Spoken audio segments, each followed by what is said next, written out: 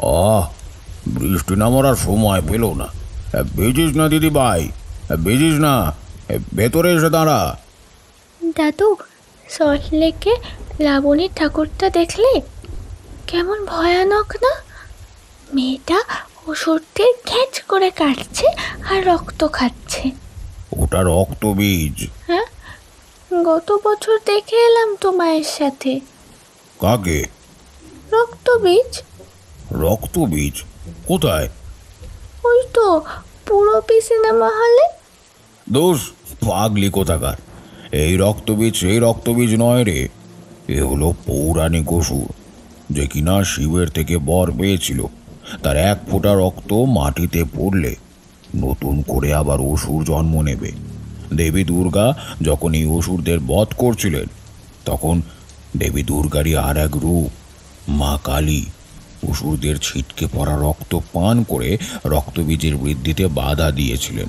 দাদু, ওই অসুরগুলো সবাই মরে গিয়েছিল? হ্যাঁ, কেন? অসুরদের জন্য তোর দুঃখ হচ্ছে নাকি? না না না না, যদি অসুরগুলো এখন ফিরে আসে, কে বাঁচাবে আমাদের? দুর্গা কালী সবাই তো মণ্ডপে চলে গেছে। ইথং ইয়াদা ইয়াদা বাধা দানবতা ভবিষ্যতি তদা তদা বতির্ষয়ং করিষ্যমরিষং খায়ং। মানে মার্কণ্ডেয় পুরাণে দেবী নিজেই বলেছেন, যতবার দানবের আগমন ঘটবে পৃথিবীতে, ততবার তিনি দানব নিধনে অবতীর্ণ হবেন।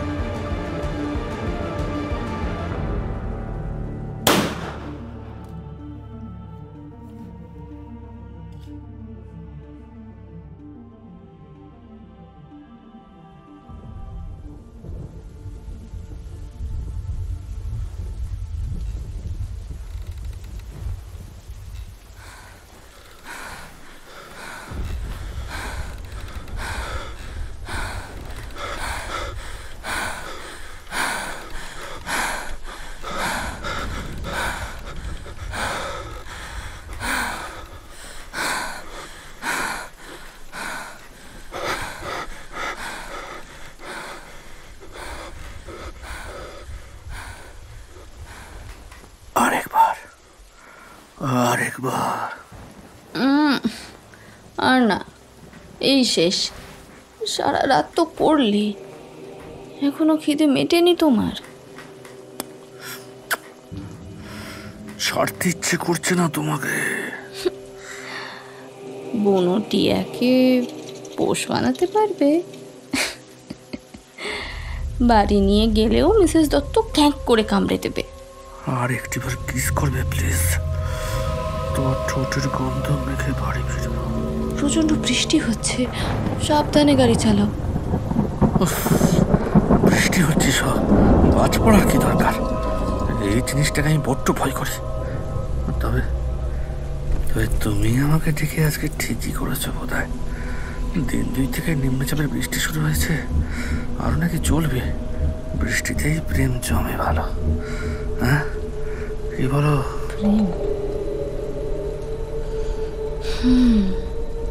গাড়িটা একটু দাঁড় করাও। কেন? করাও না। একটা কিস করো, আর একটা।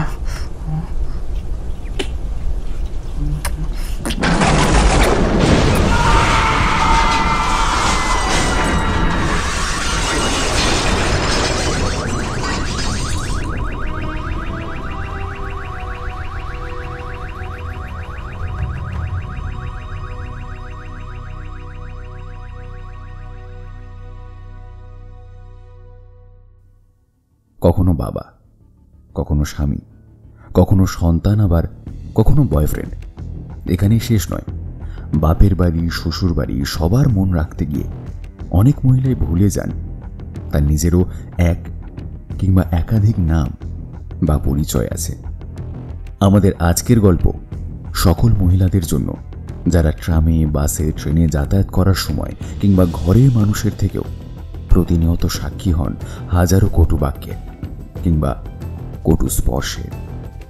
MM অরিজিনালসের আজকের নিবেদন লেখক নূপুর চক্রবর্তীর কলমে, দি কলকাতা ম্যানহান্ট। লেখকের আরও নানান গল্প, যেমন পুরুষ হইতে সাবধান, রক্তের স্বাদ লাল, রতি শিকার, আপনারা এর আগে শুনেছেন, অথবা না শুনে থাকলে ডিসক্রিপশনে দেওয়া লিঙ্ক থেকে তা শুনে নিতে পারেন। তাহলে চলুন শুরু করা যাক আমাদের আজকের নিবেদন, দি কলকাতা ম্যানহান্ট।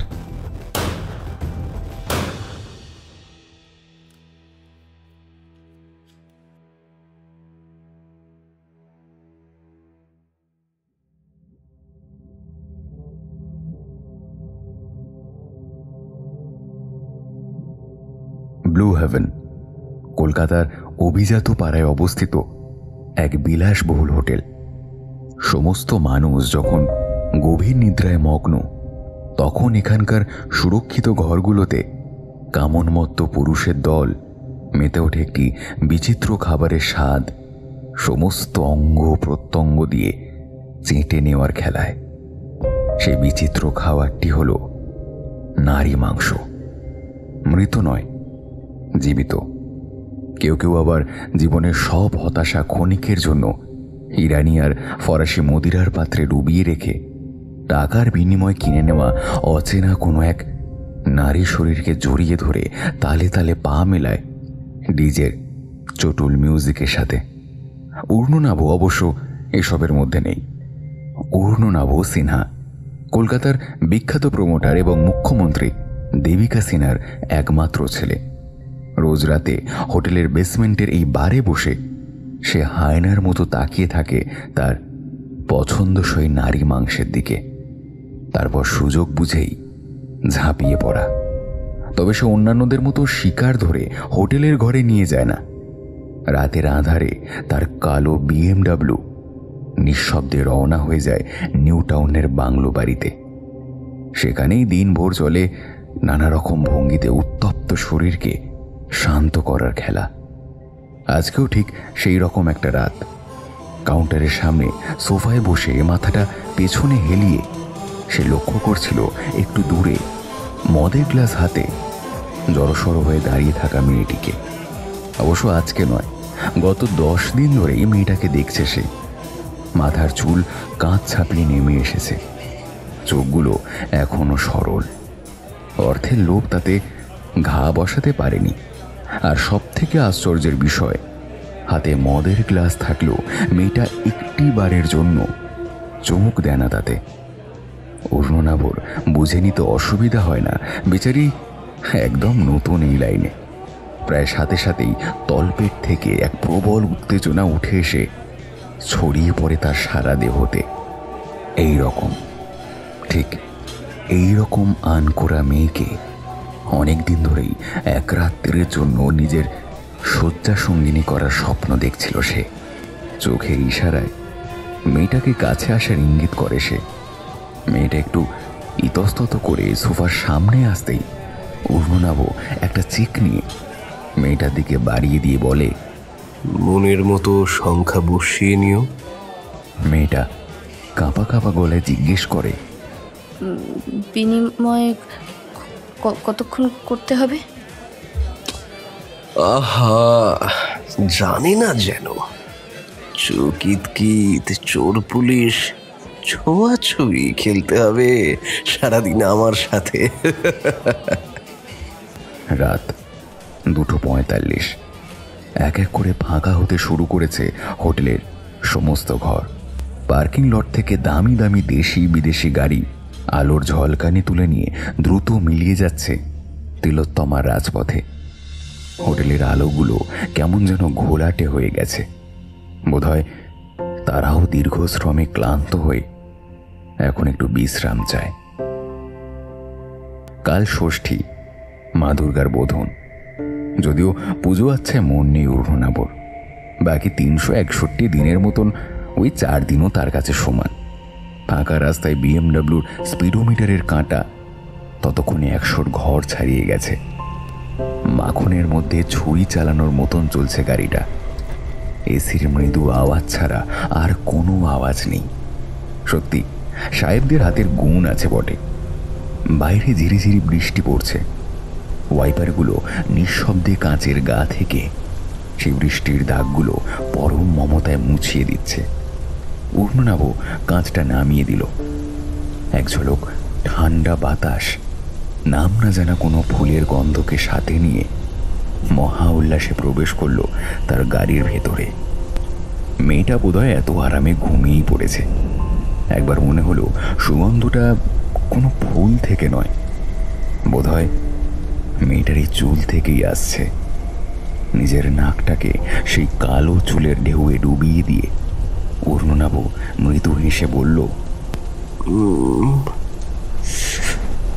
চুলটার কবেকার অন্ধকার বিদিশার নেশা, মুখ তার শ্রাবস্তির কারুকার্য।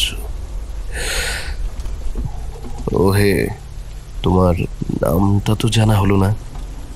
বাইরে বৃষ্টির বেগ আরও বেড়েছে, কিন্তু গাড়ির গতি কমে আসছে ধীরে ধীরে। মাঝে মাঝে ছাঁট এসে ভিজিয়ে দিচ্ছে দুটো শরীর।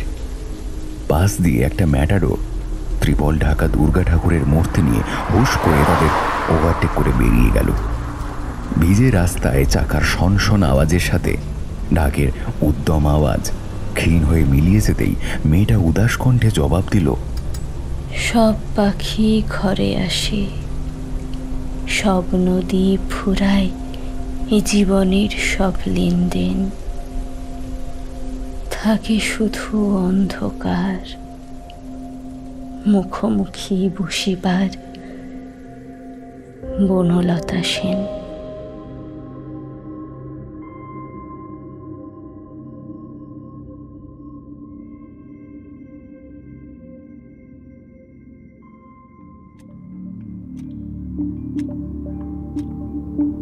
লালবাজারের ইন্টারোগেশন রুমে একা বসে ওড়নাটা হাতের আঙুলে পেঁচিয়ে ভয় মেশানো দৃষ্টি নিয়ে বারবার দরজার দিকে তাকাচ্ছিল বনলতা। ঘড়ির কাঁটা প্রায় 12টার ঘর ছুঁয়েছে। সেই ভোর থেকে এখানে বসিয়ে রাখা হয়েছে তাকে। বাড়িতে বোনটাও একা, বোধহয় এখন অব্দি পেটে কিছু পরেও নি বেচারার।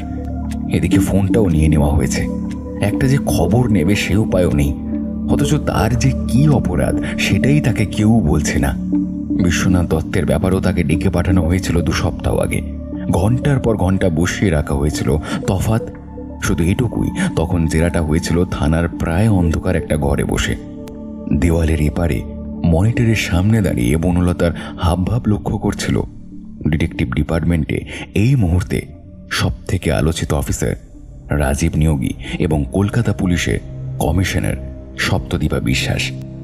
গত কয়েক বছরে বেশ কয়েকটি দুরূহ কেসের সমাধান করে খবরের শিরোনামে উঠে আসা রাজীবের উপর অরুণাভ সিনহা ও বিশ্বনাথ দত্তের অস্বাভাবিক মৃত্যু তদন্তের ভার দেওয়া হয়েছে। তবে পুলিশ মহলে রাজীবের সুনামের পাশাপাশি রকচটা বলেও দুর্নাম রয়েছে। কারণ লোকে না জানলেও লালবাজার জানে ঠিক কতটা কষ্ট করে এনকাউন্টারের কেসগুলো ধামাচাপা দিতে হয়েছিল। এতক্ষণ বসিয়ে রাখার জন্য দুঃখিত। অন্যমনস্কভাবে দেওয়াল ঘড়ির দিকে তাকিয়েছিল বনলতা। রাজীবের গলার আওয়াজে চমকে ওঠে সে। 2 লেডি কনস্টেবল দরজার সামনে দাঁড়িয়ে রয়েছে। সামনের খালি চেয়ারে কখন যে নিঃশব্দে অন্য একজনের আবির্ভাব হয়েছে বুঝতেই পারেনি সে। চারিদিকে একবার দেখে নিয়ে ঢোক গিলে ওড়না দিয়ে ঘাম মুছে কাঁপা কাঁপা গলায় বনলতা বলল, সে সে ঠিক আছে, কিন্তু কিন্তু বনলতা সেন, বয়স 24, উত্তরবঙ্গ বিশ্ববিদ্যালয় থেকে বাংলায় স্নাতকোত্তর। দেবপুকুরে বোনকে নিয়ে ভাড়া থাকেন। আসল বাড়ি কোচবিহারে। বাবা মা নেই। তিস্তার ভাঙনে ভিটে মাটি গেছে। দেখুন, আপনার সব কিছুই আমি জানি, কিন্তু আপনি বোধহয় আমাকে চেনেন না। বেশি সময় নেব না, শুধু কয়েকটা বিষয়ের উপর জমে থাকা ধোঁয়াশাটা পরিষ্কার করে নিতে চাই। আশা করি সহযোগিতা করবেন। অবশ্য না করে উপায়ও নেই। আপনাকে এখনো অফিসিয়াল কাস্টাডি দেখানো হয়নি। যদি আমাদের বাধ্য করেন তবে পরের বার এই শীততাপ নিয়ন্ত্রিত ঘরের বদলে অন্য কোথাও আমাদের দেখা হবে। বলুন, কি জানতে চান? পূর্ণনাভ আপনাকে নিয়ে কটা নাগাদ বের হয়েছিলেন? সময়টা তো নিখুঁত খেয়াল নেই, তবে আন্দাজ রাত 3টের আশেপাশে হবে। সেটুকুই বা খেয়াল আছে কি করে? ব্লু হেভেন 3টের পর বন্ধ হয়ে যায়। কবে থেকে কাজ করছেন ব্লু হেভেনে? মাস চারেক। আগে কি করতেন? টিউশনি। হঠাৎ এই কাজে? পয়সার প্রয়োজন হয়ে পড়েছিল বেশি। কেন? জানা কি খুব দরকার? অতটাও নয়। ঠিক আছে, পরের প্রশ্নে আসি। সোশ্যাল মিডিয়ায় মৌচাক নামে একটা পেজ আছে, যেখানে আপনার ছবিও দেওয়া রয়েছে। ক্লায়েন্টরা কি ওই পেজের সূত্র ধরে আপনার সাথে পরিচিত হয়? ওখানে শুধু আমার নয়, আমার মতো অনেকের ছবি দেওয়া হয়েছে। পেজটা কন্ট্রোল করে ব্লু হেভেনের ম্যানেজমেন্ট।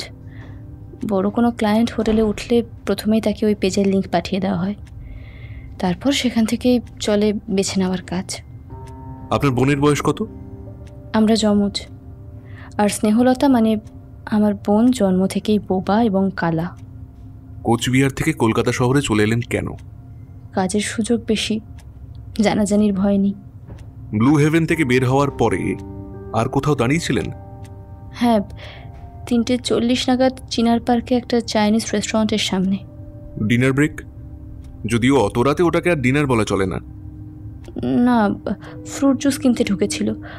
প্রচণ্ড প্রচণ্ড তেষ্টা পেয়েছিল ভদ্রলোকের, আর গাড়িতে জল ছিল না। উর্ণনাভর পোস্টমর্টম রিপোর্টের উল্লেখ করা হয়েছে ওর শরীরে ভায়াগ্রার ডাবল ডোজ পাওয়া গেছে, যার পার্শ্ব প্রতিক্রিয়ার ফলে প্রথমে শ্বাসকষ্ট ও পরে হৃদরোগে আক্রান্ত হয়ে মারা গেছে সে। আচ্ছা, একটা বিষয় আমি বুঝতে পারছি না। আপনাকে যখন গাড়ির ভেতরে অজ্ঞান অবস্থায় উদ্ধার করা হয়েছিল, তখন ভায়াগ্রার সিরিঞ্জটা আপনার হাতে ধরা। হ্যাঁ, আমি আটকানোর চেষ্টা করেছিলাম, কারণ ভায়াগ্রার একটা ডোজে পুরুষ মানুষ আর মানুষ থাকে না, জানোয়ার হয়ে ওঠে, ছিঁড়ে খুঁড়ে খায় আমাদের, রক্তাক্ত করে দেয় পুরো শরীর। আর এ তো ডবল ডোজ। আটকাতে পেরেছিলেন? না, তার আগেই জুসের একটা প্যাকেট আমার মুখে জোর করে ঠেসে ধরেছিল। আর কিছু মনে নেই। গতকাল রাতে ব্লু হেভেনে ড্রিঙ্ক করেছিলেন আপনারা? আমি ড্রিঙ্ক করি না। উনি করেছিলেন কিনা জানি না। সত্যি আপনি ড্রিঙ্ক করেন না? ড্রিঙ্ক করার অর্থ যদি আপনার কাছে মদ্যপান হয়, তাহলে আমি করি না। বিশ্বাস না হলে স্যাম্পল তো কালেক্ট করেছেন সকালেই, রিপোর্ট এলে মিলিয়ে নেবেন। আপাতত শেষ প্রশ্ন, অবশ্য এটাকে প্রশ্নের শুরুও বলা যেতে পারে।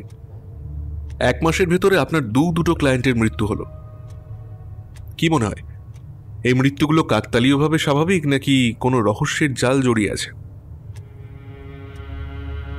বিশ্বনাথ দত্ত মারা গেলেন হার্ট অ্যাটাকে। ওর লাইফ হিস্ট্রি ঘেঁটে জানা গেল ভদ্রলোক অ্যাস্ট্রোফোবিয়াতে আক্রান্ত ছিলেন, মানে বাজে খুব ভয় পেতেন। অথচ দেখুন, যেদিন উনি মারা গেলেন সেদিন প্রচণ্ড ঝড় বৃষ্টি হয়েছিল শহরে। সল্টলেকে গোটা চারেক লোক মারাই গেল বাজ পড়ে।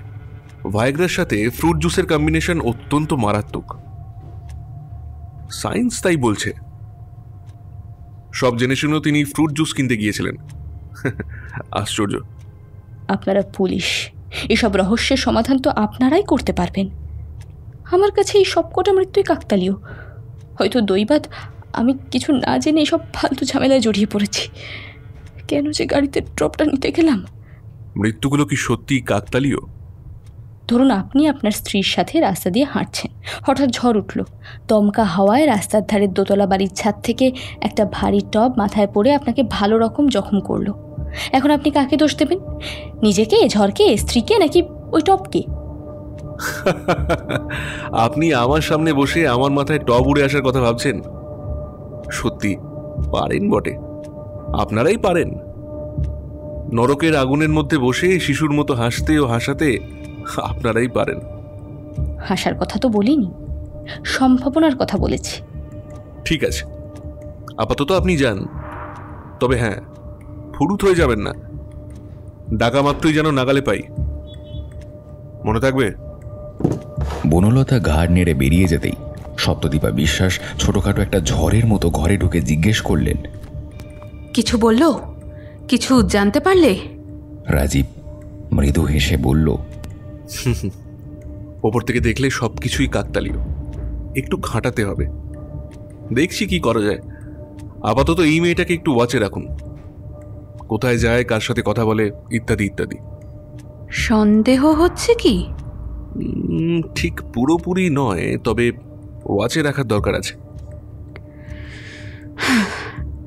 যা করার একটু তাড়াতাড়ি করো, বুঝলে? ওপর থেকে মারাত্মক প্রেশার আসছে, আর মিডিয়া তো পারলে আমাদের যেন মাংস খুবলে নেয়। পোস্টমর্টেম রিপোর্ট তো পড়লেন। এখন যদি কেউ ফুর্তি করতে গিয়ে ফাঁদে পড়ে, তাহলে তাকে আপনি জোর করে খুন বলে চালাতে পারবেন? কিন্তু ম্যাডাম তো মানতেই চাইছেন না। উনি দাবি করে চলেছেন যে ওনার ছেলে নির্দোষ, ওকে খুন করা হয়েছে। ধরা পড়ার আগে সবাই ল্যাংটুই থাকে ম্যাডাম। ধরা পড়লেই নির্দোষের পোশাকটা গায়ে চাপিয়ে দেয়। Please don't mind.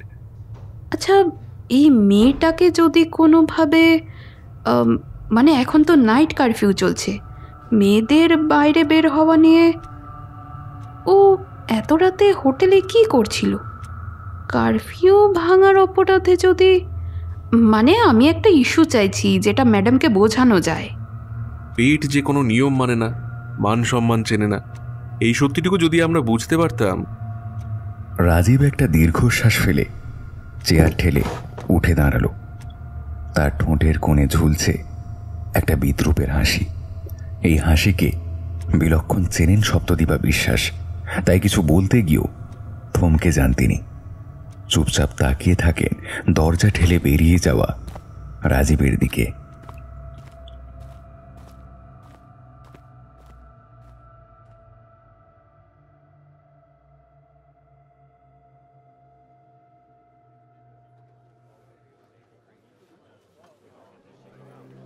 শহরে যেমন পুজো এলো তেমন চলেও গেল।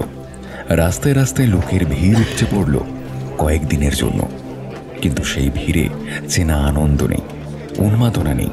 যেন কয়েক হাজার মৃতপ্রায় মানুষের মিছিল এই 4 দিন মৃত মহানগরীর অলিতে গলিতে কেবল ঘুরে বেরিয়েছে।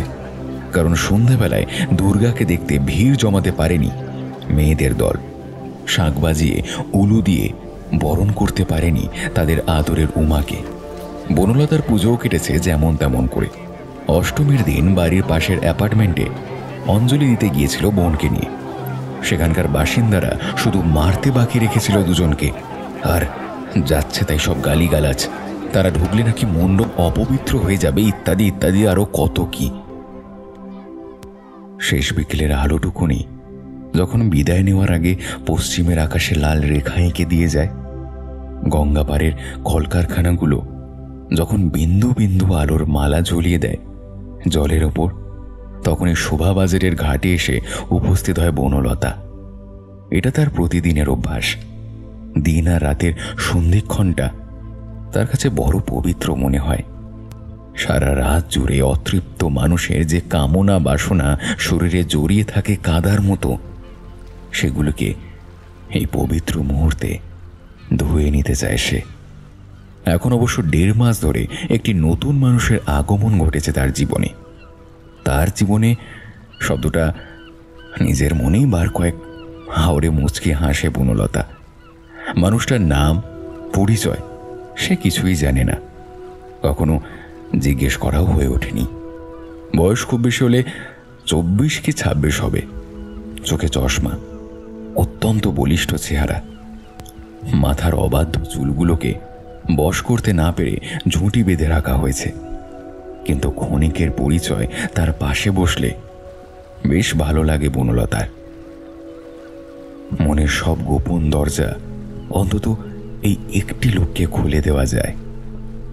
ওই তো সে, কাজী নজরুল ইসলামের একখানা বই হাতে ঘাটের একদম শেষ সিঁড়িতে বসে কুকুরকে বিস্কিট খাওয়াচ্ছে। বনলতাও চুপচাপ পাশে গিয়ে বসে, পাটা নামিয়ে দেয় জলে। জলো হাওয়ায় মাঝে মাঝে শিরশির করে ওঠে শরীর। বনলতার দিকে না ঘুরেই মৃদু কণ্ঠে ছেলেটা জিজ্ঞেস করে, এসেছো? হ্যাঁ। আজ একটু দেরি করে ফেললে? চারিদিকে যা অবস্থা, তাতে দেখে শুনে না আসলে। এখনো তোমার অনেক কাজ বাকি আছে বনলতা। রক্তবীজের ঝাড় ধ্বংস না হওয়া অবধি দেবীর রক্ত তৃষ্ণা মিটবে না। রক্তবীজরা সহজে মরে না, মাঝে মাঝে ভয় হয় রক্তবীজকে উপরে ফেলতে গিয়ে তোমার সর্বনাশ না ডেকে আনি। ভয় নেই, আমার সর্বনাশ হলেও ততদিনে প্রকৃতি এই সমাজের মধ্যেই রক্তবীজের প্রতিষেধক তৈরি করে নেবে। প্রকৃতি এতটাই সর্বশক্তিমান, নরপশুরা 4 বছরের বাচ্চার চনি নিয়ে পৈশাচিক উল্লাসে মেতে উঠলেও শুধু নীরব দর্শক হয়ে থাকতে ভালোবাসে। গঙ্গার ঢেউটা বোধহয় বনলতার এই কথার প্রতিবাদ করে এবার বেশ জোরেই শব্দ করে আছড়ে পড়ে সিঁড়ির ওপর। জল থেকে পা দুটো তুলে হাঁটুর উপর থুতনিটা রেখে বনলতা চুপচাপ চেয়ে থাকে স্রোতে ভেসে যাওয়া কচুরিপানার ঝাঁকের দিকে। একটা নীলচে রঙের সুন্দর প্রজাপতি তার কাঁধে এসে বসে। ঘরে ফেরা পাখিদের লম্বা সারি মাথার উপর দিয়ে ধীরে ধীরে বিন্দুর মতন হয়ে মিলিয়ে যায় দূর আকাশে। আরও কিছুক্ষণ কথাবার্তা বলে অবশেষে সন্ধ্যে 6টা বাজার 5 মিনিট আগে উঠে পড়ে সে। মানুষটা তখনও বসেই থাকে পাথরের মূর্তির মতো। নাইট কারফিউ চালু হতে আর বেশি সময় নেই, ফিরে যাও বনলতা, কাল আবার দেখা হবে। বনলতা রাস্তায় এসে একবার ফিরে তাকায় ঘাটের দিকে। সিঁড়ির শেষ ধাপটা এখন ফাঁকা। এমন সময় ঘন ঘন পুলিশের বাঁশি কারফিউ শুরুর জানান দিচ্ছে। মনে মনে তৃষ্ণার হৃদয়টাকে আরও ধৈর্য ধরতে বলে ওড়নাটা শক্ত করে কোমরে বেঁধে হাঁটার গতি বাড়িয়ে দেয় সে।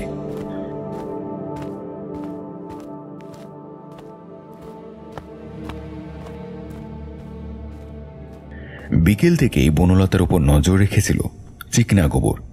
এককালে পিতৃদত্ত নাম ছিল গৌর। পকেটমারি করে জেল খেটে এখন এই নামটাই হয়ে গেছে গোবর। অত্যন্ত ক্ষীণকায় হওয়ায় পুলিশের খাতায় ইনফর্মার হিসেবে সে রয়েছে চিকনা গোবর নামে। নাগর নাগরী যখন গঙ্গার ঘাটে বসেছিল তখন সে তাদের পেছনে বসেই মনের সুখে সিগারেট খাচ্ছিল। কিন্তু বনলতা চলে আসার পরেই ছেলেটা যে কর্পূরের মতন কোথায় উধাও হয়ে গেল তা সে দেখতেই পেল না। আপাতত বনলতার পিছু ধরতে হবে। বিকেলে শোভাবাজারের গলির ভেতরে শিশির সদন বাড়িটায় ঢোকার একবার চেষ্টা করেছিল সে। ঝরঝরে হয়ে যাওয়া সেকেলে পুরনো শরিকি বাড়ি। জায়গায় জায়গায় বটগাছ ঠেলে বেরিয়েছে। গাদাখানেক ভাড়াটিয়া চৌবাচ্চার জলে ব্যাঙাচির মতন স্নান করছে বাচ্চাদের দল। পুরো শোভাবাজার যেন বাড়ির ভেতরে ঢুকে বসে আছে। এই 5 মিশালি ভিড়ের মধ্যে বনলতা কোন ঘরে থাকে তা বোঝা মোটেই সম্ভব নয়। অবশ্য দুপুরেই মোড়ের মাথায় বোনটাকে দেখে নিয়েছ। প্রায় একই রকম দেখতে, শুধু একটু খুঁড়িয়ে হাঁটে।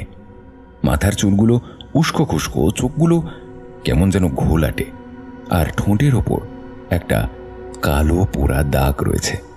চিকনা গোবর বাড়িটার সামনে এসে পুরনো মরচে পড়া ল্যাম্পপোস্টের আড়ালে লুকিয়ে পড়ল। 3 থেকে 4 মিনিট আগেই বনলতা বাড়িতে ঢুকেছে।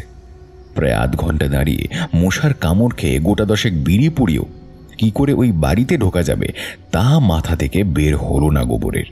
কিন্তু সবুরে বোধহয় মেওয়া ফলে। রাস্তার সোজাসুজি দোতলার ঘরের জানলায় ক্ষণিকের জন্য চোখে পড়ল বনলতাকে। আর একটু পরেই তাকে বালতি হাতে দেখা গেল চৌবাচ্চার কাছে। বাড়ির পেছন দিকটা অন্ধকার, জঙ্গলি লতা পাতায় ভর্তি। পাইপ বেয়ে দিব্যি উঠে পড়া যাবে, যদি সম্ভব হয় খানচয়েক ছবিও তোলা যাবে ঘরের। এমনিতেই গলিতে লোকজনের আনাগোনা তেমন নেই বললেই চলে। আশেপাশের বাড়িগুলোর অবস্থা ততই বছর। এদিক ওদিক একবার দেখে নিয়ে টুক করে বাড়ির পিছনে এসে পাইপ বেয়ে সোজা চলে এলো দোতলার ঘরের জানলার কাছে। মাঝে মাঝে ভয় হচ্ছিল জীর্ণ লোহার পাইপটা আবার খুলে না চলে আসে। এদিকে জানলার পাল্লা দুটো আধ খোলা, হলদেটে রঙের বাল্ব জ্বলছে পলেস্তারা খসা দেওয়াল থেকে। ঘরের ভেতরে কেউ নেই। খাটের ওপর বনলতার পোশাকগুলো এলোমেলোভাবে পড়ে রয়েছে। এক মুহূর্তের জন্য গোবর ভুলে গেল তাকে কি কারণে এখানে পাঠানো হয়েছে। তার মনে হলো ওই ছেড়ে রাখা পোশাক, ওই অন্তর্বাসগুলো যদি একবার হাতে নিয়ে ছোঁয়া যায়, একবার নাকের সামনে নিয়ে, অজান্তেই তার ডান হাতটা চলে গেল প্যান্টের চেনের কাছে। তখনই রাস্তার সব আলোর সাথে ঘরের আলোটাও নিভে গেল। কেউ যেন জানলার ঠিক নিচ থেকে চেঁচিয়ে বলল, এই অন্ধকারে কে দাঁড়িয়ে রে, চোর নাকি? বিদ্যুৎ গতিতে পাইপ বেয়ে নেমে ঊর্ধ্বশ্বাসে দৌড়তে শুরু করলো গোবর। অনেক কটা টর্চ লাইটের আলো তাকে অনুসরণ করে এদিকেই ছুটে আসছে। একবার ধরতে পারলে মেরে হাড়গোড় গুঁড়ো করে দেবে। গলির শেষে হঠাৎ অন্ধকার ফুঁড়ে সামনে চলে আসা একটা ছায়া মূর্তির উপর হুমড়ি খেয়ে পড়ল সে। লোকজনের হইচই আরো কাছে এগিয়ে এসেছে। ছায়ামূর্তিটা অতি সহজেই পুতুলের মতন তার ঘাড় ধরে সোজা করিয়ে দাঁড় করিয়ে দিয়ে বলল, এর পরের বার টিকটিকির সঙ্গে দেখা হবে মর্গে।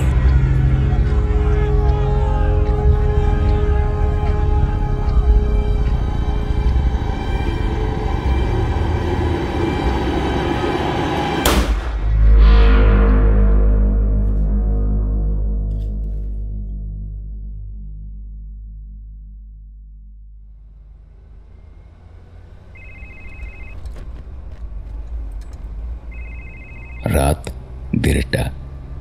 নিউ টাউনের ফাঁকা রাস্তা দিয়ে বেশ জোরেই ছুটছিল মোহাম্মদ আফতাবের পোর্শ গাড়িটা। আজকে মদটা বেশি খাওয়া হয়ে গিয়েছে। অনেকদিন পর অবশ্য মেয়েটার সাথে মজাও হয়েছে বেশ। কি যেন নাম বলেছিল, কি লতা যেন মনে পড়ছে না। একটু আগেই নেমে গেছে ইকো পার্কের কাছে।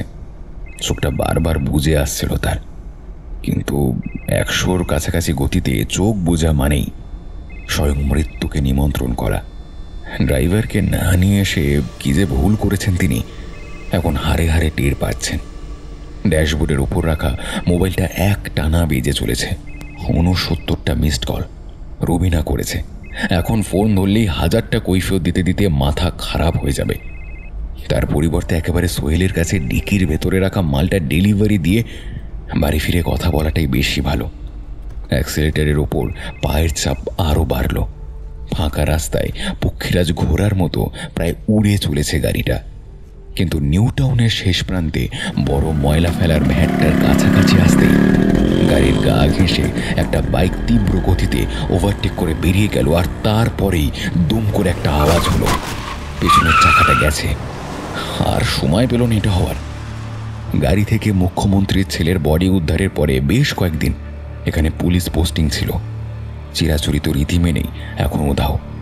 সিগন্যাল পোস্টে বসানো ক্যামেরাগুলো আদৌ চলে কিনা কে জানে।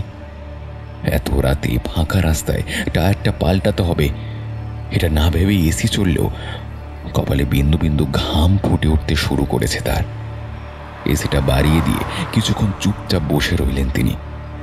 তারপর বাইরে বেরিয়ে রাস্তা দিয়ে ছুটে যাওয়া 2-1টা লরিকে হাত দেখিয়ে থামানোর ব্যর্থ চেষ্টা করে গাড়ির ডিকি খুলে স্টেপনিটা বার করার জন্য হাত বাড়াতেই মনে হলো তার সমস্ত শরীরের শিরা উপশিরায় কেউ যেন অ্যাসিড ঢেলে দিয়েছে।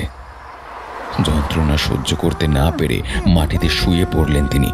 পুরো পৃথিবীটা তার চোখের সামনে ঘুরতে শুরু করলো। পেটের নাড়ি ভুঁড়িগুলো যেন দলা পাখি উঠে আসতে চাইছে তার গলা দিয়ে। চোখের দৃষ্টি ঝাপসা হয়ে যাচ্ছে। শরীরটা অবশ হয়ে আসছে ধীরে ধীরে। শঙ্খচূড়ের বিষ তীব্র প্রভাব ফেলতে শুরু করেছে। চোখের পাতা বোঝার আগে মোহাম্মদ আফতাব দেখলেন ব্যাটের ধার ঘেঁষে ল্যাম্পপোস্টের সাদা সিএফএলের আড়ালে দাঁড়িয়ে আছে বনলতা। হাতে গাড়ি স্টেপনি, ঠোঁটের কোণে এক চিলতে হিংস্র হাসি ঝুলছে তার। সামান্য কিছু সময়ের অপেক্ষা, তারপরেই মৃত্যু পরম মমতায় আলিঙ্গন করে নিল মোহাম্মদ আফতাবকে।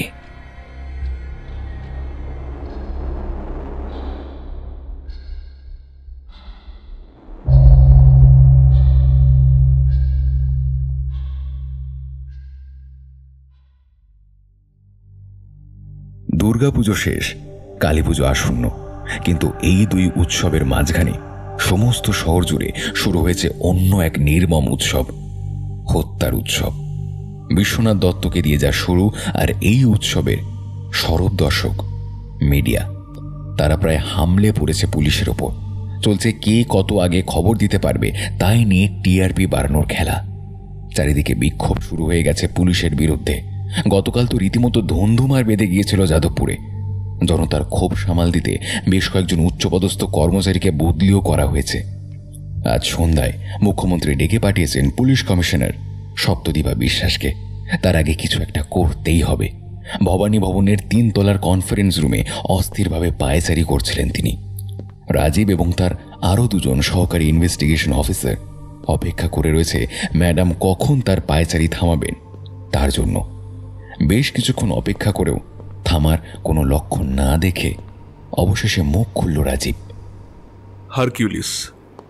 সপ্তদীপা বেশ কর্কশ শব্দে বললেন, আমি তোমার সিনিয়র অফিসার, কথাটা মাথায় রেখো রাজীব। যে সময়ের মধ্যে দিয়ে আমরা যাচ্ছি তাতে তোমার মনে হচ্ছে যে এটা ঠাট্টা করার সময়? না পারলে সরে যেতে পারো, আমি অন্য কাউকে রিক্রুট করব।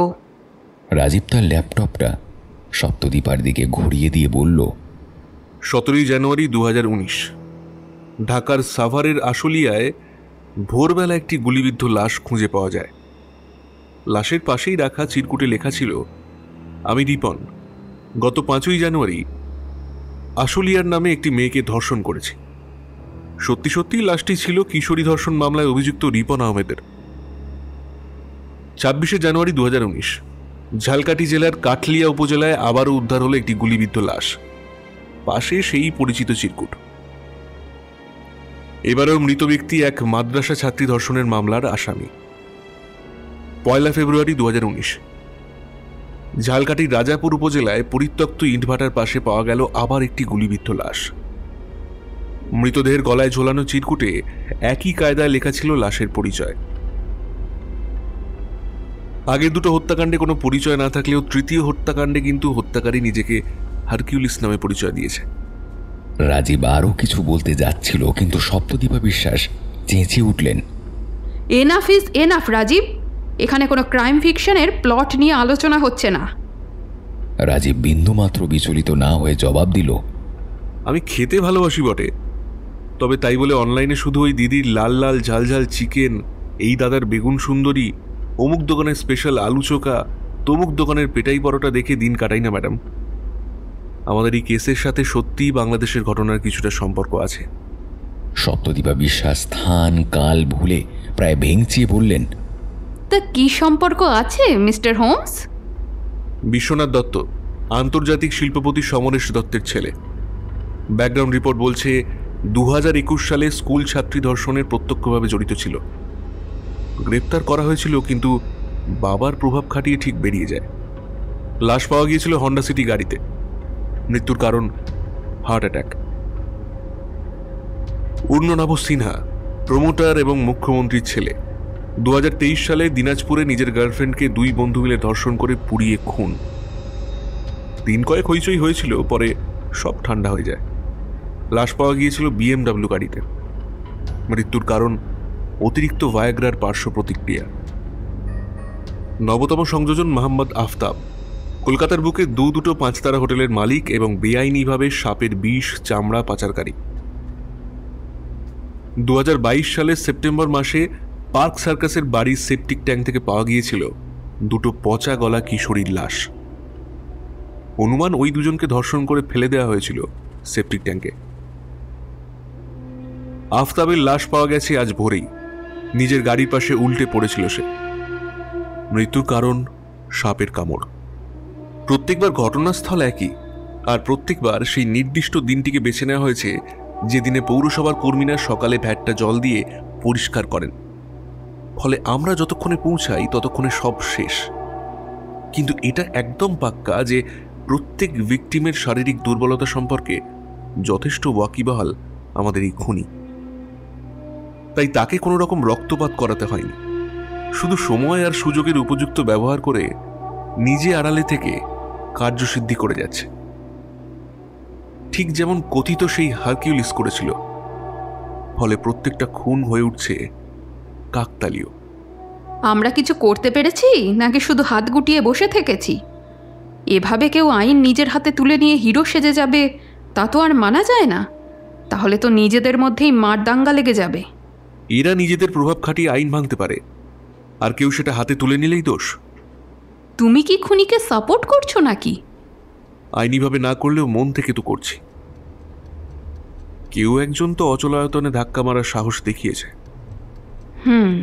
বুঝলাম।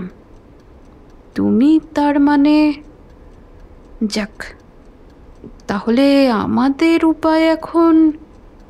আমার ধারণা যদি ঠিক হয় তবে আজ থেকে ঠিক 2 সপ্তাহ পরে আবার একটা খুন হবে, আর আমাদের সেই দিনটার জন্য ওয়েট করতে হবে। খুনিকে ধরতে ধরতে সত্যযুগ থেকে কলিযুগ পার হয়ে যাবে হে। ততদিন আমাদের চপমুড়ি বেচতে হবে রাস্তায়। আমার লজিক বলে যখন চোখের সামনে ঘটে যাওয়া অপরাধগুলোর কুল কিনারা হয় না, তখন নিজেকেই আগে অপরাধী হয়ে ভাবতে হয়। আমি এই অপরাধগুলো ঘটিয়ে কিভাবে পুলিশের চোখে ধুলো দিতে পারতাম। আমাদের দেশে অর্ধেক খুনি ছাড়া পেয়ে যায় প্রমাণের অভাবে, তাই আমাদের খুনিকে হাতে নাতে ধরতে অপেক্ষা করতেই হবে। যারা খুন হয়েছে তাদের প্রত্যেকেই ব্লু হেভেন হোটেলের পার্মানেন্ট মেম্বার এবং বনলতার ক্লায়েন্ট। আমাদের সাইবার টিম ওর পেজটা অনেক দিন ধরে ফলো করছে। দেখা গেছে অনেক ক্লায়েন্টকেও রিজেক্ট করলেও এই 3 জনকে করেনি, এবং সময় দিয়েছে সপ্তাহ 2 বাদে বাদে। আর সবকটা ক্লায়েন্টের গাড়িতেই ও ড্রপ নিয়েছে ফেরার পথে। বাই দ্য ওয়ে, বনলতাকে আনতে আমি ফোর্স পাঠিয়েছি। জানি হাতে পাকাপোক্ত প্রমাণ কিছুই নেই। 3 জন ভিকটিমের মধ্যে সম্পর্কটাও নেহাতি কোইন্সিডেন্ট হতে পারে, কিন্তু কি আর করা যাবে। চাকরিটা বাঁচাতে গেলে কাউকে না কাউকে আজকের মধ্যে তো আমাকে তুলতেই হতো। রাজীব বিস্ময়ে বাকরুদ্ধ হয়ে যায়। প্রচণ্ড রাগে তার চোয়াল শক্ত হয়ে ওঠে। হাত দুটো নিষ্পিস করতে থাকে অদৃশ্য কোনো শত্রুকে আঘাত করার জন্য। ঠিক সেই সময় কন্ট্রোল রুম থেকে ফোন আসে সপ্তদীপা বিশ্বাসের মোবাইলে।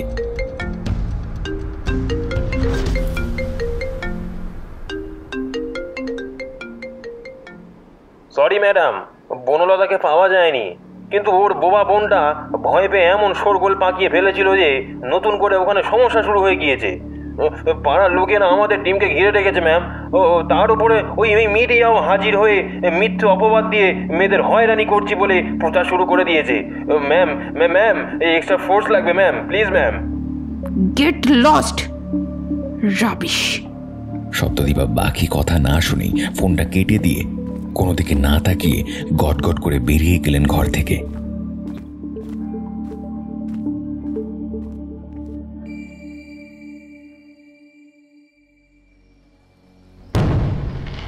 রাত পোহালেই কাল আলোর উৎসব। অশুভ শক্তিকে বিনাশ করতে প্রদীপ জ্বলবে প্রতি ঘরে ঘরে। রাস্তাঘাট 2 দিন আগে থেকেই আলোর মালায় সেজে উঠেছে। গঙ্গার উপার থেকে মাঝে মাঝে আতশবাজির আওয়াজ আসছে। শোভাবাজার ঘাটের উপরে পুরনো মন্দিরে কারা যেন আজকেই প্রদীপ জ্বালিয়ে দিয়েছে। বনলতা প্রতিদিনের মতন আজকেও বসে রয়েছে ছেলেটির পাশে। আকাশে জায়গায় জায়গায় কালো মেঘ জমাট বেঁধে আছে। দেখলে মনে হবে যেন অতিপ্রাকৃত জগতের প্রাণীরা আকাশ জুড়ে ভাসতে ভাসতে বোধহয় নিজেদের লক্ষ্য স্থির করছে। বনলতা সেদিকে বেশ কিছুক্ষণ তাকিয়ে রইল। তারপর মৃদু কণ্ঠে বলল, আমার বোনকে নিয়ে খুব চিন্তায় আছে। সামান্য কথা বলতে পারলেও। ছেলেটি এতক্ষণ মন দিয়ে একটা কুকুরকে বিস্কিট খাওয়াতে খাওয়াতে মাথায় হাত বুলিয়ে দিচ্ছিল। কুকুরটা খাওয়া শেষ করে পায়ের কাছে বসতেই সে বলল, যা ইন্দ্রিয় গ্রাহ্য নয় তাই নিয়ে দুশ্চিন্তা করা বৃথা। বাড়ি যাও বনলতা, যত দ্রুত সম্ভব বাড়ি যাও। বিপদ আসন্ন, ঝড় আসছে। নজরুল তোমার মাথায় সারাক্ষণ ভর করে আছে। চারিদিকে শুধু বিদ্রোহ আর ঝড় দেখতে পাচ্ছ। উনি সেই বিরল কবিদের মধ্যে একজন, যে কলমে বিদ্রোহী লিখতে পারেন সেই কলমেই আবার লিখতে পারেন মোর প্রিয়া হবে এসো রানী। কথা বলতে বলতে রাস্তায় উঠেই ছেলেটি ভিড়ের সাথে মিশিয়ে গেল। বনলতার মাঝে মাঝে মনে হয় সারা বেলা যার সাথে দেখা করার জন্য তার প্রাণ ছটফট করে, সে আদৌ মানুষ তো? নাহলে এত দ্রুত হারিয়ে যায় কি করে? বনলতা চলে গেলেও দুজন মানুষ নিঃশব্দে অনুসরণ করলো ছেলেটিকে। আজ তাকে চোখের আড়াল করা যাবে না, কিন্তু রাস্তাঘাটের ভিড়ে তাদের বারবার বাধার মুখে পড়তে হচ্ছে। শোভাবাজার রাজবাড়ি পার হয়ে তারা চলে এলো রাজা নবকৃষ্ণ রোডে। তাদের থেকে হাত 10 দূরেই স্বাভাবিক গতিতে হেঁটে চলেছে ছেলেটি। এই অঞ্চলের বাড়িঘর বেশ পুরনো, আধুনিকতার ছোঁয়া অনেক জায়গাতেই এখনো লাগেনি, তাই বোধহয় গলিগুলো কেমন অন্ধকার অন্ধকার মতো। ছেলেটা এই গলিগুলোর মধ্যে একটা গলিতে ঢুকে হঠাৎ করেই চোখের আড়ালে চলে গেল। বেশ কিছুক্ষণ এগলি ওগুলি ঘুরে অবশেষে হতাশ হয়ে লোক দুটো আবার ফিরে এলো গঙ্গার ঘাটের লাগোয়া চায়ের দোকানে। মন্দিরে আরতি শুরু হয়েছে। হঠাৎ উদ্ভট জোকারের পোশাক পরা একটা হকার সাইকেল চালিয়ে একগাদা বেলুন আর খেলনা নিয়ে তাদের গা ঘেঁষে দাঁড়ালো। কি বাবু, দেবো নাকি একটা বেলুন? জিজ্ঞেস করলো হকারটা। এই ফট এখান থেকে, ফট ফট ফট ফট। লোকগুলো খেঁকিয়ে উঠল। এই গঙ্গায় এত ঠান্ডা হাওয়া দিচ্ছে, তারপরে এত রাগিন কেন বলুন তো? হ্যাঁ, অনেক হেঁটেও পছন্দের লোককে খুঁজে পাননি মনে হচ্ছে। এই এই গাড়িতে তুলতো মালটাকে, থানার লস্যিটা একটু খাইয়ে নিয়ে আসি। ও, আপনারা পুলিশ? তা না তো কি কি মনে হচ্ছে দেখে? তাহলে আমি পুলিশ। सारी उम्र में जो कर्ज बने आ रे हाँ, तेरे पीछे जिंदगी सर्कस हो गई। सारी হকারটা গান গাইতে গাইতে সাইকেল রেখে বেলুনগুলো নিয়ে ঘাটের সিঁড়ি দিয়ে নেমে গেল।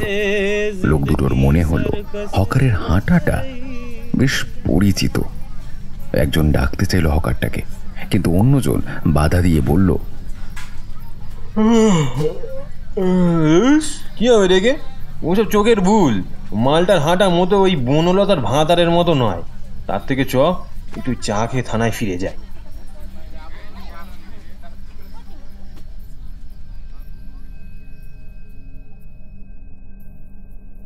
পৃথিবীতে রাত নামে নানান কারণে, কারোর কাছে সুখের স্বপ্ন হয়ে, আবার কারোর কাছে চরম কামনার উপলক্ষ হিসেবে, আবার কারোর কাছে অভিশাপ হয়ে।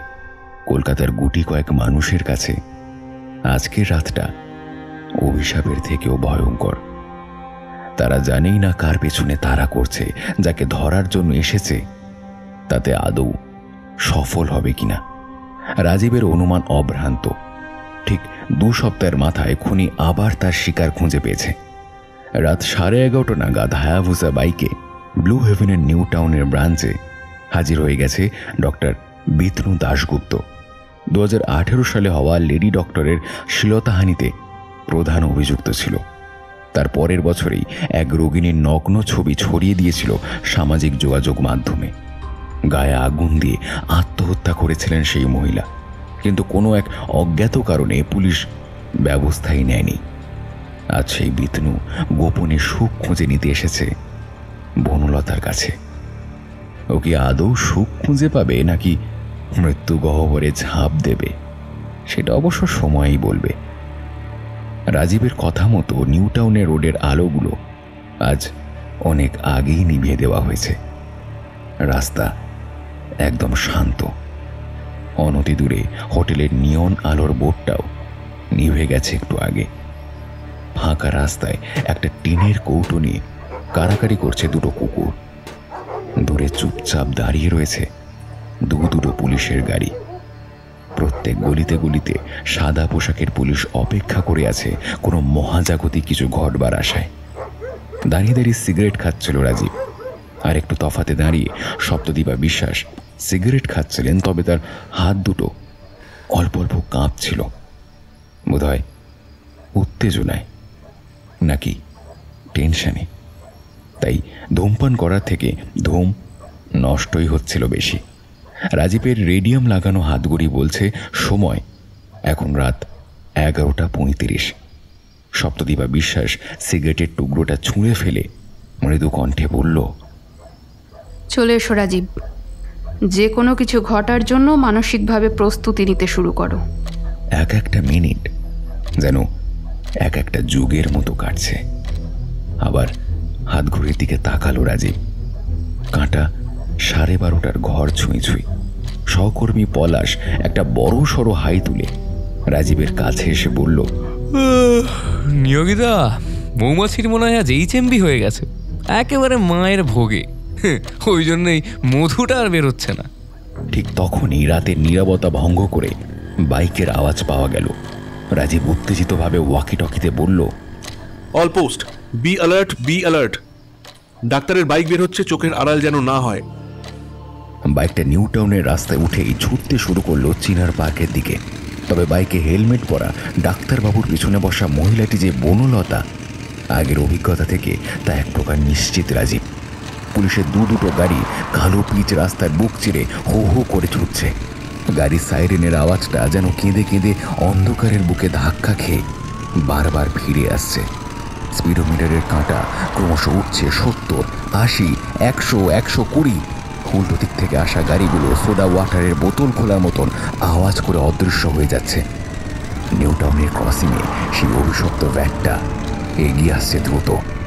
এখন একটু অসতর্ক হলেই বিতনুর জীবনের শেষ সীমা হবে ওই ভ্যাট অব্দি। তবে সেখানেও পুলিশ ব্যারিকেড রয়েছে আজ, আর কিছুক্ষণের অপেক্ষা। উত্তেজনায় রাজীবের পোশাক ঘামে ভিজে জবজব করছে। হঠাৎ বাইকের চাকাটা স্কিড করে দুজনেই রাস্তায় পড়ে গেল। বাইকটা আগুনের ফুলকি তুলে ঘষ্টাতে ঘষ্টাতে চলে গেল বেশ কিছুটা দূরে। বাইকের একদম পিছনে পুলিশের যে গাড়িটা ছিল সেটা নিয়ন্ত্রণ হারিয়ে একটা মেট্রোর পিলারে গিয়ে সজোরে ধাক্কা মারল। রাজীবদের গাড়িটাও সোজা গিয়ে ধাক্কা মারল সেই গাড়িটার গায়ে। কিন্তু এখন কিছু দেখার সময় নেই। রাজীব নেমে দৌড়ে গেল রাস্তায় উপর হয়ে পড়ে থাকা ডাক্তারের দেহটার কাছে। মেয়েটা খুঁড়িয়ে খুঁড়িয়ে পালানোর চেষ্টা করছিল, কিন্তু সপ্তদীপা তাকে জাপড়ে ধরে হেলমেটটা খুলে ফেললেন। আর তারপরেই চিৎকার করে বললেন, আরে এটা কে? এটা তো বনলতা নয়? ওদিকে রাজীবের অবস্থাও একই রকম, কারণ সে যে মধ্যবয়স্ক লোকটার কলার ধরে রেখেছে সে মোটেই ডক্টর বিতনু দাশগুপ্ত নয়। লোকটা কুখ্যাত বাইক চুরি চক্রের পান্ডা আরশাদ আলী, যার মাথার দাম এখন 1 লক্ষ টাকা। রাজীব রাগের চোটে প্রায় অন্ধ হয়ে গিয়েছিল, তাই আরশাদের রক্তাক্ত মুখেই বারবার ঘুষি চালাচ্ছিল। কে তোকে পাঠিয়েছে বল, না হলে এখানে জ্যান্ত কবর দেব। আরশাদ অনেক কষ্টে বিড়বিড় করে শুধু বলল, ওই বাইকটাকে সে দিন কয়েক ধরেই হাতানোর ধান্দা করছে, কারণ ভালো দাম দেবে বলেছিল বাংলাদেশের একটা পার্টি। ওই পার্টি ফোন করে আজকে সন্ধ্যেতে হোটেলের ঠিকানাটা আর টাইমটা বলে দিয়েছিল। একটা মেয়েও নিয়ে যেতে বলেছিল। এমন সময় পকেটে রাখা ফোনটা বেজে উঠল রাজীবের। আরশাদের জামায় রক্তটা মুছে নিয়ে ফোনটা কানে দিতেই ওপার থেকে, স্যার, ডক্টর বিতনু দাশগুপ্তর দেহ পাওয়া গেছে হোটেলের ঘর থেকে। আর ঘরে স্যার কেউ নেই।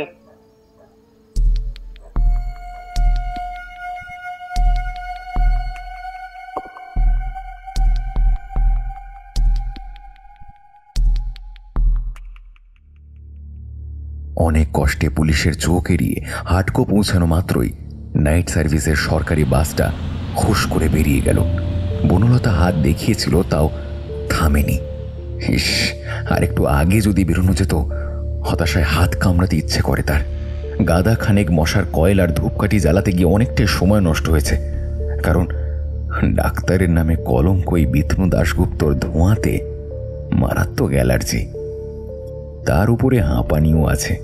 দেরি হলেও এখন উপায় একটাই, হেঁটে যদি বাগবাজারের ঘাট অবধি যেতে পারে তাহলে পর্ণাদের ঘরে আজকের রাতটুকু কাটিয়ে দেওয়া যাবে।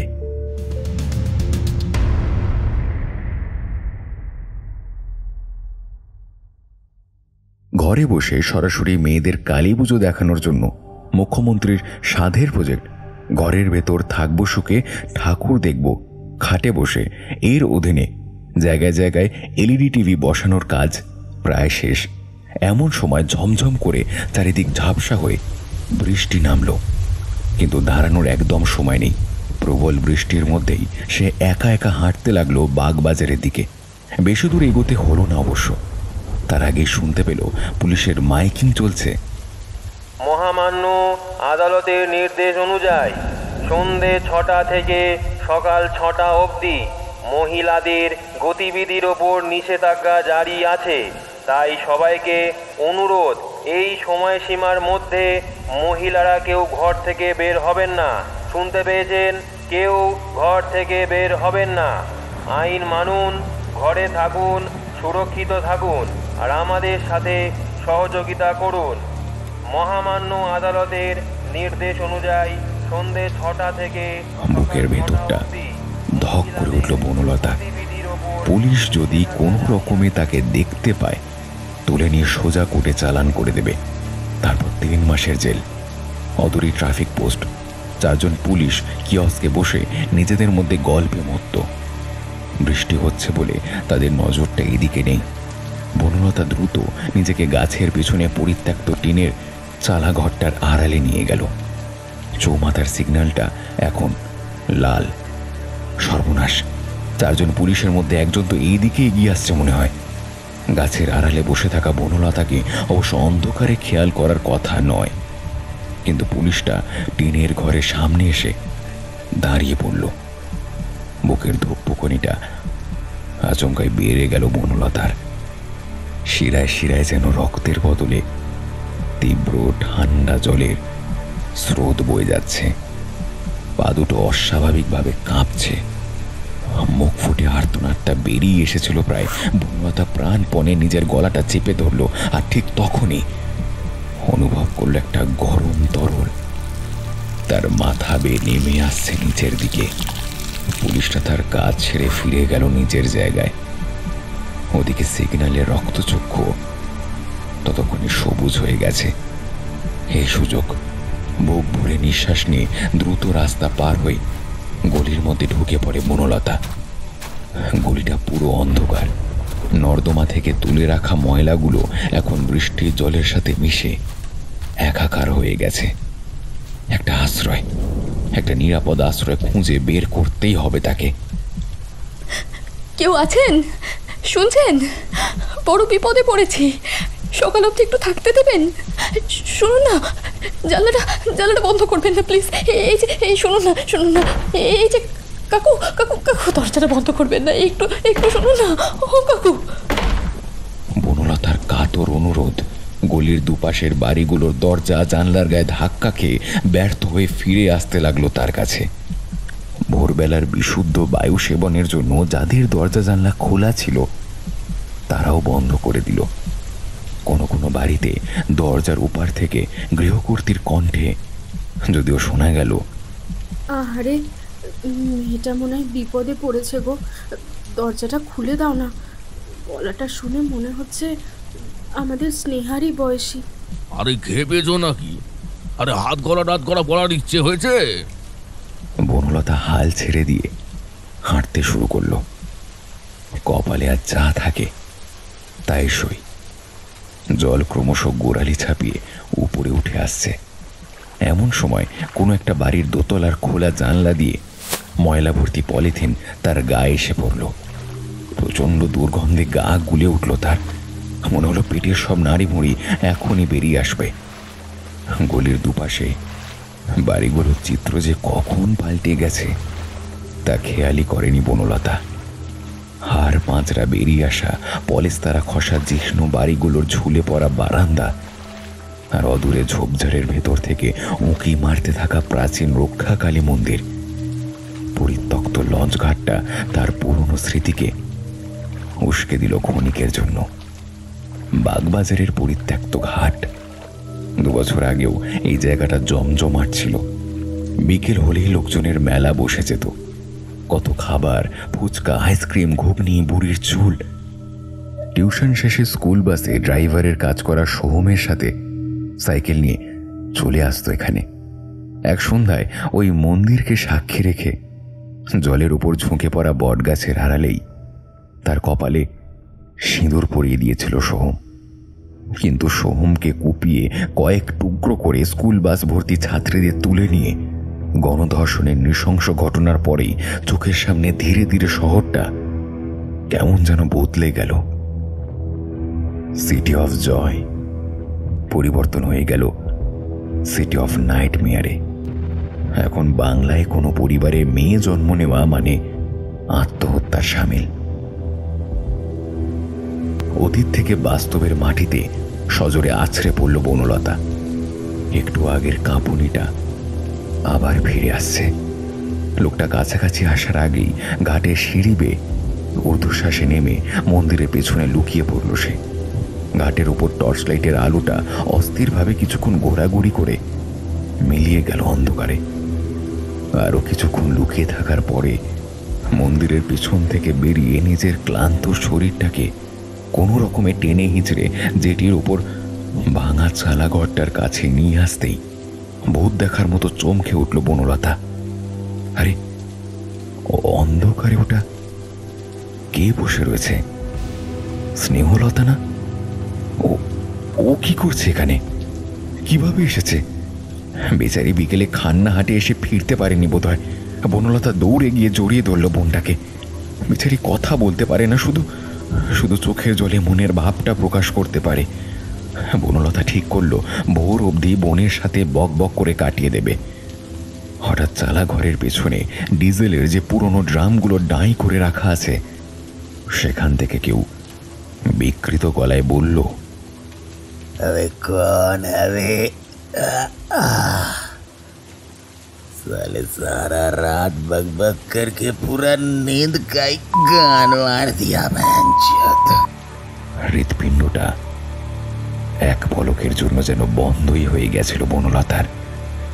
একটা কালো মোষের মতো মানুষ তাকিয়ে রয়েছে তার দিকে। লোভাতুর চোখগুলো যেন চকচক করছে তার। বনলতা লোকটার উদ্দেশ্য বুঝতে পেরে হাত জোর করে বলল, আমার বোনকে ছেড়ে দাও, ও কথা বলতে পারে না। পেট চুলকিয়ে লোকটা হাসতে হাসতে বলল, क्या है तेरा बहन? तू तो साली अकेली है। না, আমি একা নই, বোন রয়েছে। ওই দেখো, ওই তো বসে আছে। ও কাউকে বিরক্ত করবে না। চলে যাচ্ছে আমরা। কালো লোকটা আরেকবার চালা ঘরের দিকে তাকিয়ে বনলতার হাতটা খপ করে ধরে নিল। পাগলের মতো কাঁদতে শুরু করলো বনলতা। ওকে ছেড়ে দাও, ওর কোনো ক্ষতি করো না, ওর কোনো ক্ষতি করো না। তুই পালা। কিন্তু লোকটা জড়িয়ে ধরে তাকে প্রথমেই লোহার মেঝেতে শুইয়ে দিল। তারপর প্যান্টের বোতামটা খুলতে খুলতে ড্রামের পেছনে জমাট বাঁধা অন্ধকারের উদ্দেশ্যে চেঁচিয়ে বলল, टेनिया सेदीलाल सराब जल्दी आओ, एक जबरदस्त खाना मिला है, पूरा फुल प्लेट, लेकिन पहले मैं खाऊंगा। নিমেষেই বনলতার ঊর্ধ্বাঙ্গের পোশাকটা ফরফর করে ছিঁড়ে ফেলল সে। ওদিকে কারা যেন তার পা দুটো চেপে ধরেছে শক্ত করে। ছেড়ে দাও না, তোমাদের ভাই পড়ছে। আমার বোনটাকে নিয়ে আমি চলে যাচ্ছি। আমি কাউকে কিছু বলবো না, কাউকে কিচ্ছু বলবো না। লোকটা উঠে দাঁড়িয়ে চারিদিকটা আরেকবার ভালো করে দেখে নিয়ে বলল, अबे साले यहाँ पर तेरे अलावा कोई नहीं है। सौरभ, थोड़ा देखो और कोई है, फिर डबल मजा होबे। हमरा दो आदमी दू खाना के भाग করে লিব। বেশ কিছুক্ষণ পর জেটির নিচ থেকে কর্কশ গলায় জবাব এলো, यहाँ पे कोई नहीं है सरदार। तो फिर साले रंडे तो मजाक कर रहा है मेरे साथ। ঠাস করে আওয়াজ হওয়ার সাথে সাথেই বনলতার মুখের ভেতরটা ভরে গেল রক্তে। শিকার পেয়ে হিংস্র হায়নার মতন হেসে উঠল বাকি সবাই। একটা রোগা পটকা ছোকরা বনলতার বুকের অন্তর্বাসটা টেনে খুলে নিয়ে মাথার উপরে মহাল্লাসে ঘোরাতে ঘোরাতে চেঁচাতে লাগলো, আমায় বোকা বলা, বোকা বলা, আজ হবি তুই আমার কোকা কোলা। তাকে ঘিরে থাকা সব কটা পুরুষ শরীর এখন নগ্ন। এই দৃশ্যটা বনলতার চোখের সামনে বারবার উস্কে দিতে লাগলো 4 বছর আগে কিছু ঝাপসা হয়ে আসা পুরনো স্মৃতিকে। কোচবিহারের সে ছোট্ট গ্রাম, সবুজ ধান ক্ষেত, বাবার জন্য দৌড়ে মাঠে খাবার নিয়ে যাওয়া, মা আচার শুকাতে দিলে চুরি করে পালানো। কি সুন্দর ছিল সেসব দিন। কিন্তু শ্রাবণের একটা রাত যেন সব পাল্টে দিল। এক বর্ষণ মুখর রাতে পুরনো পাম্প হাউসে টেনে নিয়ে গিয়ে 4টে ছেলে, রক্ত আর রক্ত। সে কি যন্ত্রণা! প্রবল আক্রোশে চেঁচে উঠল সে।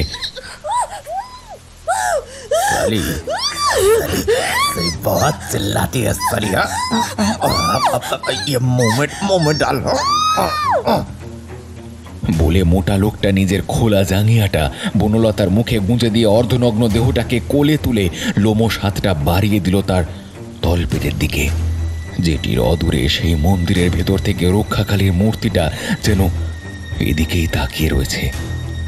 মা কি তার সন্তানের এই পরিস্থিতিতেও নির্বিকার হয়ে থাকবে, নাকি কলিযুগের অশুভ শক্তির কাছে ভগবানও অসহায়? একটা উত্তপ্ত তরল লোহা যেন বনলতার পুরো শরীরকে পুড়িয়ে দিচ্ছে ধীরে ধীরে। যন্ত্রণার তীব্রতা এতটাই বেশি যেন মনে হচ্ছে কেউ দাঁত দিয়ে কামড়ে তলপেটের মাংস ছিঁড়ে আনতে চাইছে। নদীর বুকে এতক্ষণ ধরে দুধের স্বরের মতন ভেসে আসা কুয়াশা ক্রমশ এই জেটিকে ঘিরে যেন বাকি পৃথিবীর থেকে আলাদা করে দিতে চাইছে। বনলতার শরীরে এখন আর তেমন কোনো অনুভূতি নেই। অসহ্য যন্ত্রণাটাও গা সওয়া হয়ে গেছে। এমন সময় জেটির নিচ থেকে একদল কুকুর করুণ সুরে কেঁদে উঠল, আর ঠিক তারপরেই কালো লোকটার মুন্ডুটা খসে পড়ল বনলতার বুকে। পৈশাচিক উল্লাস এক লহমায় পরিণত হয়ে গেল আতঙ্কে। আপাত মস্তক কালো পোশাক জড়ানো একটা অবয়ব কুয়াশায় ঢাকা পড়ে যাচ্ছে ধীরে ধীরে। কুয়াশার ভেতরেই একজনের বুক হয়ে গেল ধারালো ছুরির আঘাতে। তৃতীয় জন খুলে রাখা পোশাক থেকে লোহার রড বের করে দৌড়ে এলো অবয়বটাকে লক্ষ্য করে, কিন্তু পর মুহূর্তেই প্রবল যন্ত্রণায় ছিটকে গিয়ে কাঁদতে কাঁদতে মুখ চাপা দিয়ে গড়াগড়ি খেতে শুরু করলো। দুটো চোখে গরম লোহার শিক গেঁথে দেওয়া হয়েছে। বনলতা ছেঁড়া পোশাকটা কোনো রকমে গায়ে জড়িয়ে কুয়াশার ভেতরে দাঁড়িয়ে থাকা আবছা অবয়বটাকে জিজ্ঞেস করলো, কে তুমি? ভগবান, নিশ্চয়ই ভগবান। না, এই তো সেই পরিচিত কণ্ঠস্বর যার সান্নিধ্য পাওয়ার জন্য এতদিন ব্যাকুল হয়ে উঠেছিল বনলতা, যাকে এক পলক না দেখলে মনে হতো তার দিনটাই বৃথা। সে আজ সংজ্ঞারূপ রূপে ধরা দিয়েছে, যেন দীর্ঘ তপস্যার পরে পরম পরম করুণাময় মহাদেব এসে হাজির হয়েছে তাকে উদ্ধার করতে। এ যে অবিশ্বাস্য। বনলতা কাতর কণ্ঠে বলল, সময় এখনো হয়নি তোমার, এবার আমাদের সঙ্গে নাও। জবাবে ঘন কুয়াশা গম গম করে ওঠে গভীর কণ্ঠস্বরে, আমাদের নয়, আমাকে সঙ্গে নিতে পারি। বোনটাকে একা রেখে যাবো কি করে? তোমার কোনো বোন নেই বনলতা। তুমিও শেষ পর্যন্ত তাহলে ওখানে যে বসে আছে সে কে? সে তোমার ভীতু দুর্বল মানসিকতার কল্পিত প্রতিকৃতি। বাস্তবে তার কোনো অস্তিত্ব নেই। আমার সাথে যদি আসতে চাও তাহলে ওকে ছেড়ে আসতে হবে। কুয়াশার স্তর এবার আরো ঘন হয়ে উঠেছে। এক হাত দূরের জিনিসও আর দেখা যাচ্ছে না। কিন্তু আমার বোনটা যে বোবা, ওকে ছেড়ে আসবো কি করে? ছেড়ে আসলেই তবেই ও সেরে উঠবে। বনলতা খুশিতে বাচ্চাদের মতন হাততালি দিয়ে বলল, কতদিন কতদিন কতদিন লাগবে? সত্যি সত্যি সারবে? হ্যাঁ, যত তাড়াতাড়ি তুমি তোমার ভীতু ভাবকে কাটিয়ে নিজের মধ্যে প্রতিশোধের আগুন জ্বালতে পারবে। আমার একটা অনুরোধ তুমি রাখবে? আজ কালী পুজো, আজকের দিনে নিজের পরিচয়টা অন্তত দাও। আমি জানতে চাই যার সাথে এই আইন সমাজ সব কিছুর বিরুদ্ধে বিদ্রোহে নামছি সে আসলে কে। এবার একটা লম্বা কালো ছায়া কুয়াশা স্তর ভেদ করে একদম বনলতার সামনে এসে দাঁড়ালো। ডান হাতে ধরা তলোয়ারটা আকাশের দিকে তুলে আপন কণ্ঠে সে ঘোষণা করল তার আত্মপরিচয়। আমি আমি মৃন্ময়, আমি চিন্ময়, আমি অজর, অমর, অক্ষয়, আমি অব্যয়, আমি মানব দানব দেবতার ভয়, বিশ্বের আমি চির দুর্জয়, জগদীশ্বর ঈশ্বর, আমি পুরুষোত্তম সত্য, আমি তাথিয়া তাথিয়া মথিয়া ফিরি এ স্বর্গ পাতাল মর্ত, আমি উন্মাদ, আমি উন্মাদ, আমি চিনেছি আমারে, আজিকে আমার খুলিয়া গিয়াছে সব বাঁধ।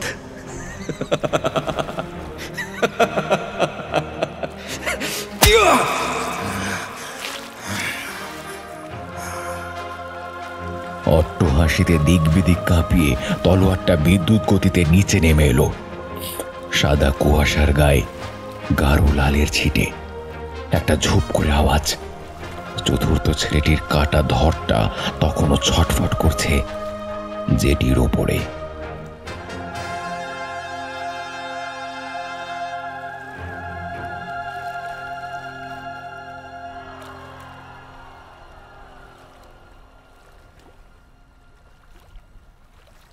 ভোর 3:30।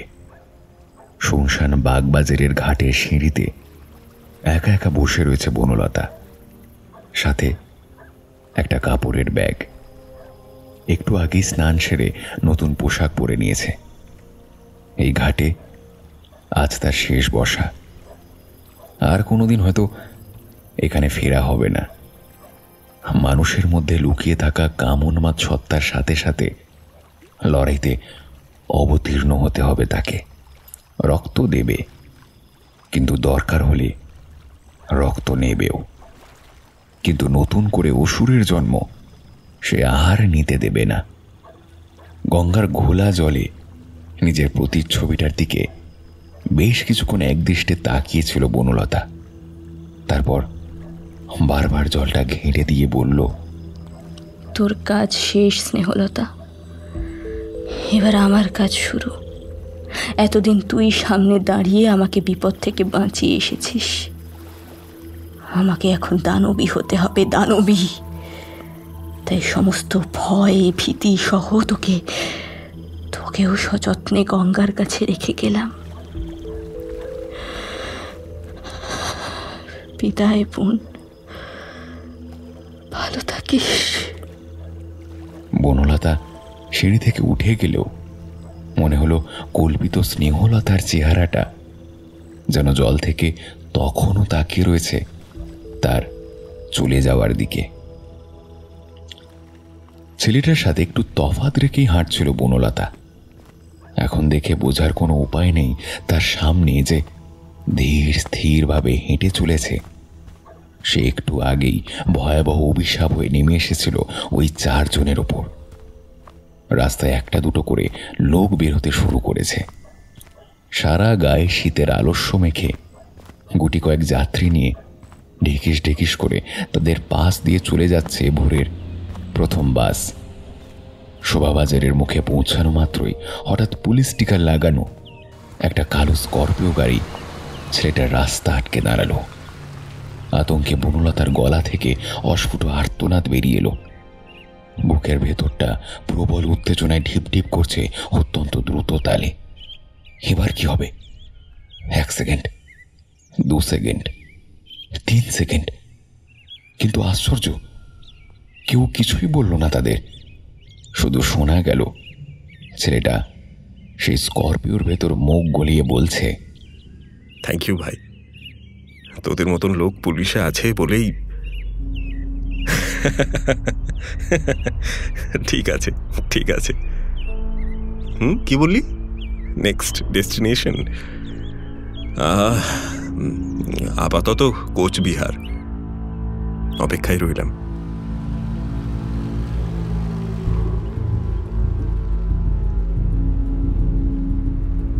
শেষ হলো MM অরিজিনালসের আজকের নিবেদন।